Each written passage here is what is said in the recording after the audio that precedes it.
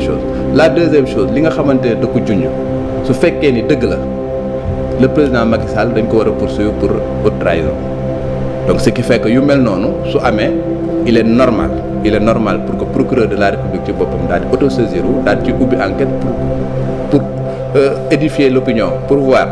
su fekkee ne information bi nga xamante ne dañ ko joxe dëgg la bu boobaa Assemblée nationale ci boppam war nañ déclencher une procédure contre le président Macky Sall pour haute trahison prévue par les textes su fekkee du dëgg également ki nga xamante ne juñu ne ko également il y a des infractions yu nga xamante ne mën na tegu si seen kaw si kawam maanaam diffusion de fausses nouvelles et consorts mais comme fi nga waxee moi mon intime conviction est que